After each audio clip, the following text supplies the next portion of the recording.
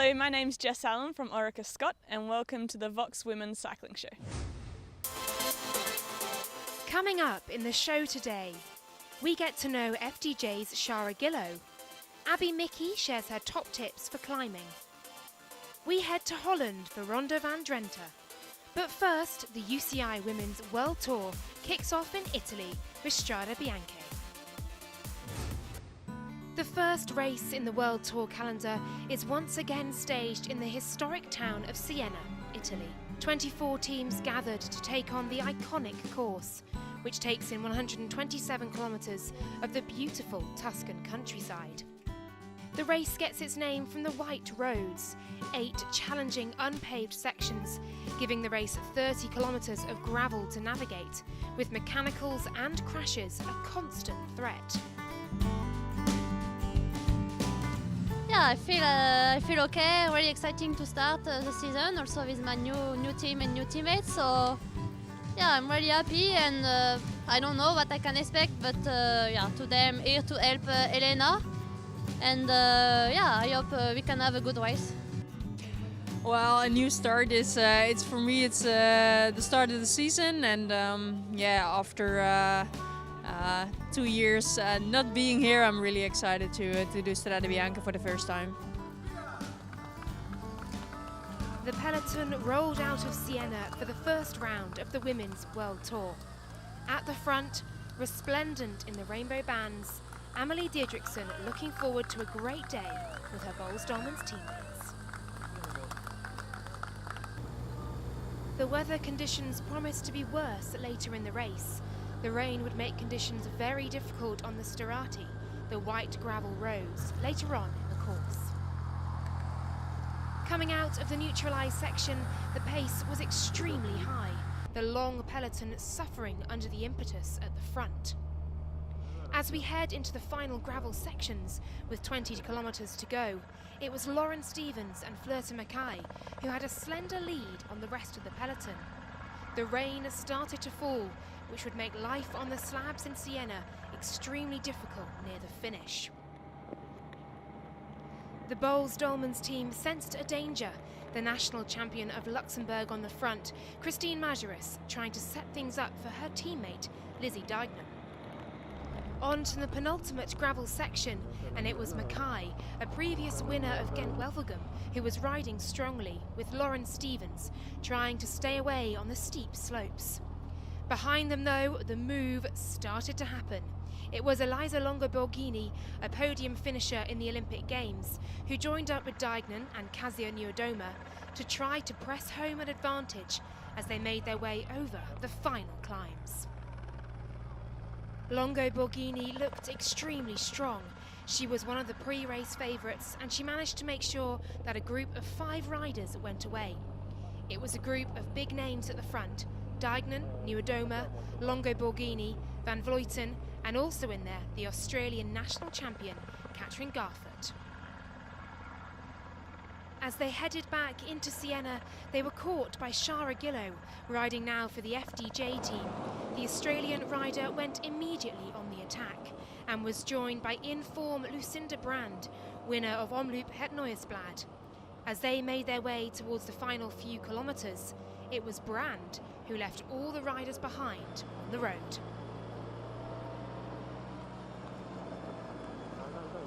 Brand has had a great season, made stronger by riding cyclocross during the winter, and she opened up a few seconds as she made her way under the red kite. Ahead, a torturous climb, and then the descent into Piazza del Campo in the middle of Siena. Brand suffered on the climb. Gillow, a great time trialist, made her way back to the wheel of the Dutch rider. They drag raced all the way up the final climb, urged on by a huge crowd. It looked like the race would be fought out between Brand and Gillow. Brand, every now and then, trying to go clear. But behind them, suddenly there was a move, and it was a big surge. Longo-Borghini, Niewiadoma and Deignan caught Brand just before the top of the climb. The Italian rider Longo-Borghini desperately wanted to put her name on the list of honour of the Strade Bianche winners. She was joined immediately by Polish champion Niewiadoma, who had crashed previously in the race and fought her way back to the front. Longo Borghini knew how important it was to get through the final corners in front and not let your opponent past. As they raced towards the final turn, the advantage was still with the Italian rider. Downhill towards the finish line, a famed line in the Piazza del Campo. And it was Longo Borghini, a magnificent day for her, in terrible conditions. Niewiadoma came in second with Duignan in third. Longo Borghini's home win also earned her the first leader's jersey in the 2017 Women's World Tour. The team just rode amazing, and this victory is for my team because today the girls and the staff worked so well. To me, this is such a prestigious victory, and I think I can remember this for all my life.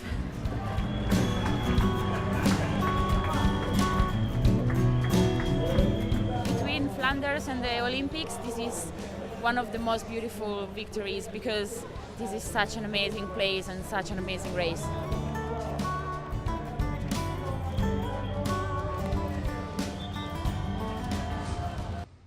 One of the riders who shone at Strade Bianche was Shara Gillow. We took some time to get to know her a bit better.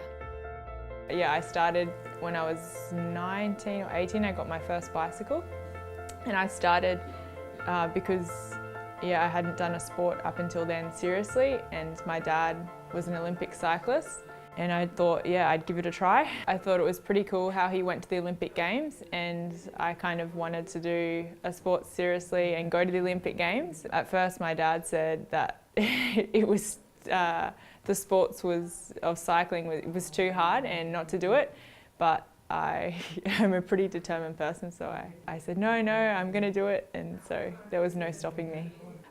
In 2009 I got my first scholarship in Australia with the Queensland Academy of Sport, and I did my first national championships, and then 2 months later I got a visiting Australian Institute of Sport scholarship to come to Europe with the Australian cycling team, and my first race was the Giro d'Italia in Italy, and it was I think about 200 women in the peloton, and I was thinking, whoa, this is crazy, this is wow. So you either sink or swim, and it was cool, really different. Coming over to Europe in 2009 with the Australian Institute of Sport, I'm pretty thankful for those first few years or 3 years being with the Australian national team, because coming to Europe, it's so far away from Australia, and to have that help and support it's really good, and I think it helps you with the stepping stones and really learning. It all really fell into place with FDJ Nouvelle Aquitaine Futuroscope. They were merging with the Français de Jure, the sponsor, and the men's team, so it was something that it really fell into place, and it was meant to be. I decided that after this is my 6th year as a professional cyclist, and I've done a lot of work for other riders and still like being a domestic and helping out in the peloton. But it's really cool and different being an actual leader. It's exciting. My goals for 2017 is to do really well in the races, especially the races that suit me. Our first World Tour race was last week in Italy, Strade Bianche, and got 6th in the end, but was in the lead, going for the win at one stage. So it was cool going into that race, and extra special with my new team. And I think I only heard them the last 700 or 600 meters to go, just before the others caught me, and it was just amazing, really ecstatic in the car. I heard them over the radio, and they were shouting and screaming, "Go Shara, Ali, Ali, Ali!" The recognition that we got as a team after it was really special, and to know that yes, we are a new team, and yes, we're developing as a team, but we can do really well. And I guess we showed them that we can in Strade, and I really hope to do well in the up and coming races too. I spend my Australian summers in Australia. Usually it's just after the World Championships, and I go home for about 2.5 months and completely soak up the sun in Australia. Every chance that I get in Australia, usually I'll get the board and go down to the beach. It's something that I really like to do, is go for a surf. Hi, I'm Abby Mickey. These are my 5 tips to become a better climber. Tip number 1, don't stop at the top of the climb. Keep pushing yourself over the top of the climb and get momentum for the descent. Tip number 2, go at your own cadence and feel what's right for you. Tip number 3, don't feel like you have to stand up or sit down. Do whatever feels best, and it's sometimes good to rotate between the two, depending on the incline of the hill. Tip number 4, take it like a time trial and pace yourself according to how long the climb is. If it's a short climb, obviously go way harder, but if it's a long climb, you don't want to start out too hard and then blow before the top of the climb. Tip number 5, the best climbers are always excited about the climb, so don't be scared of the climb, because then you're not going to climb as fast. Be like, oh my god, a climb, and you'll go faster. And those are my top 5 tips to become a better climber. Thanks for watching, we'll be right back.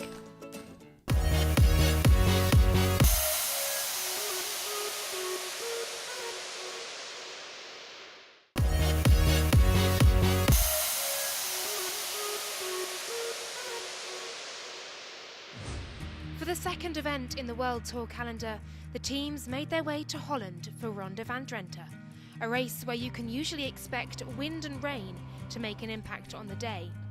But this year, they were welcomed by spring sunshine. It's always chaotic here, regardless of the conditions. It's just one of those races that looks quite okay on paper, and then when you're actually out there, it's really hard and chaotic. So I think it's just anything can happen. This race has been won from small groups and solos and bigger sprints, so I don't know, you just have to be on your toes, and I wish there was a little bit more wind today. Probably happy there's no rain because it's freezing, but yeah, I'm just going to try and do my best, and I think riding good position is key here. It's a special feeling because I took the jersey on my home soil, and I'm just very proud to be Italian and to have the World Tour jersey there. Today I'm here, I'm just riding for Jolien because it's not a race that suits me, and I think we have good chances to go for a victory with her, and yeah, I will just help her. Yeah, it is. It's a really hard race. It is each year. The wind makes it hard, and also the cobble section and 3 times the Vanberg. So I'm really excited for this race, and I think with Elisa we have a strong team and we can do something in the final. We just have to speak to each other, and we have different strengths, me and Elisa, so we can play it out in the final. I've got a 4th and a 5th in this race before, so yeah, I would really love to be on the podium today. And yeah, cobbles don't scare me, wind doesn't scare me, not that there's any today, and even the Vanberg doesn't scare me. I trained 2 weeks here in Holland now in rain and wind. So I was totally ready for it mentally, and yeah, now we get out of bed and there's sun and no wind. But yeah, of course it makes the race different. There are a lot of sprinters here, so yeah, I think we approach it as the race itself. It comes, and the couples are always hard when there's wind or when there's no wind. But yeah, we have to see to get the numbers in front, and we have Amelie also, so she's a pretty good sprinter, and for the rest of the team we need to be there with as many riders as possible, and I think that will be okay, and then we have to play the game and see how it goes. For sure a good race. We are looking forward to race and to make it hard, but yeah, we have a lot of cards to play, and actually we don't know yet what we're gonna do. Just follow instincts and race as a team like always.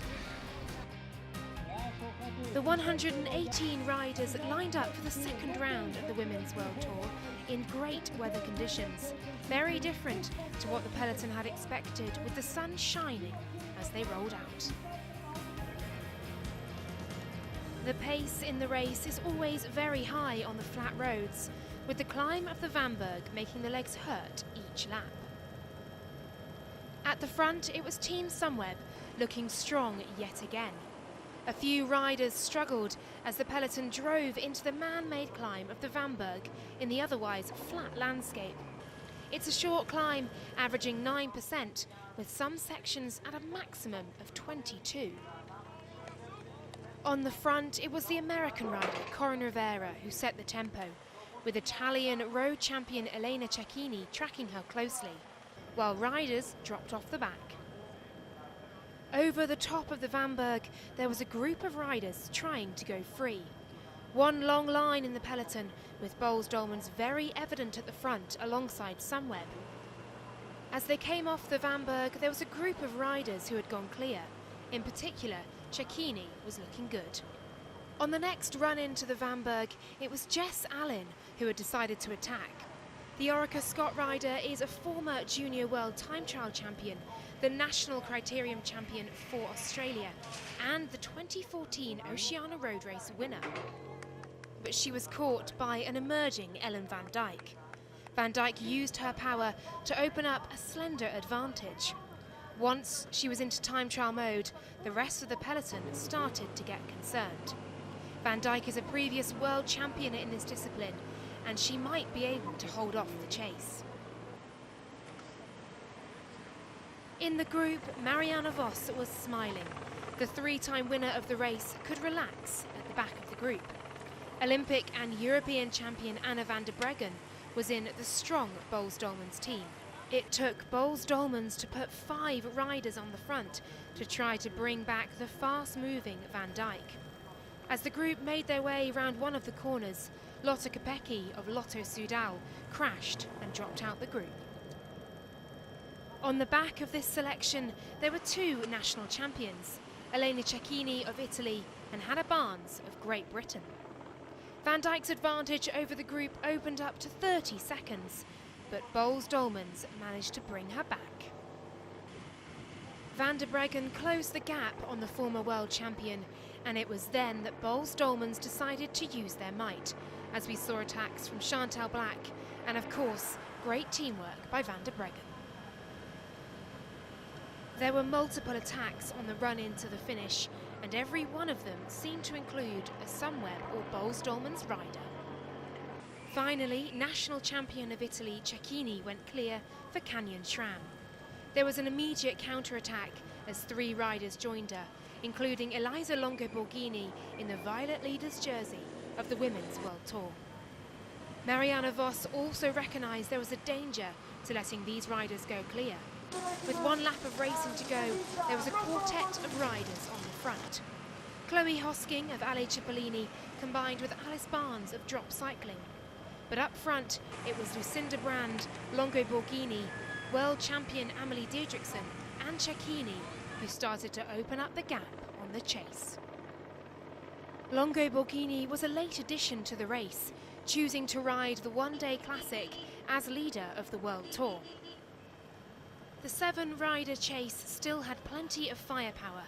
When you've got Marianne Vos trying to chase you down, you really have to be on top of your game, and Vos continued to work well with Orica Scott. The surprise in this group was probably under-23 British champion Alice Barnes of Drop Cycling, getting better and better with every race they do at this level.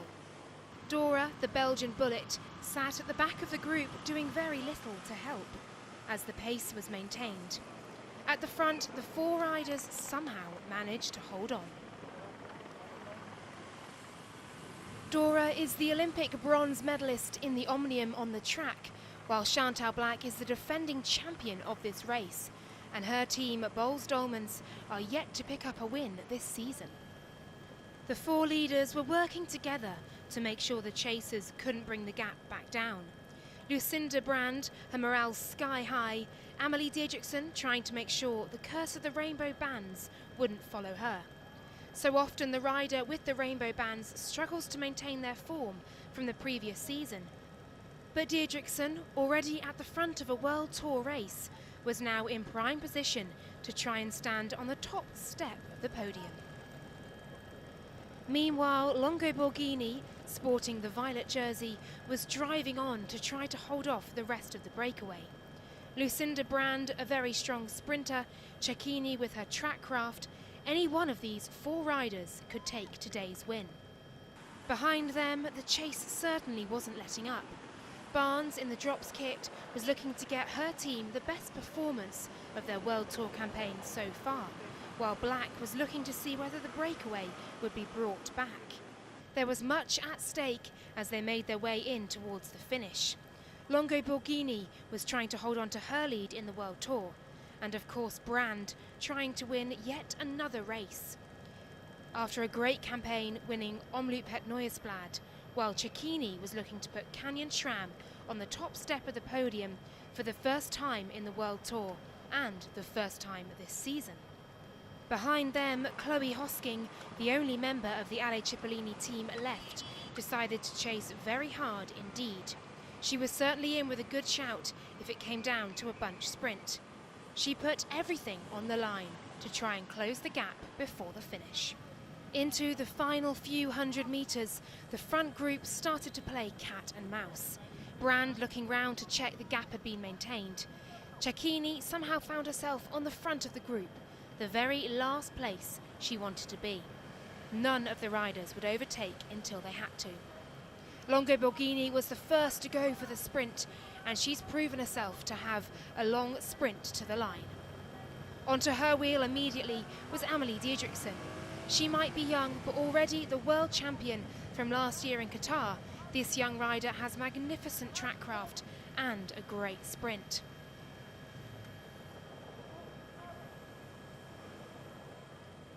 Brand then opened up her sprint, Cecchini immediately onto her wheel, sensing the danger. Longo Borghini, with her first sprint, didn't seem to have the legs. With Amelie Diedrichsen up on the shoulder of Cecchini, the world champion pressed on to take a stunning victory in Drenthe, the second round of the World Tour.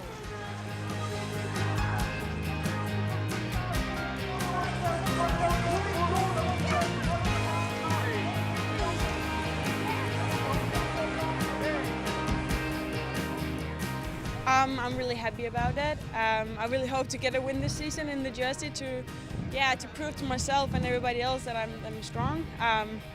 But yeah, as a team out there, we were so great today. When Ellen van Dijk was in the breakaway, they chased her back with me sitting on and saving myself for the sprint. So yeah, I'm really happy I could finish it off.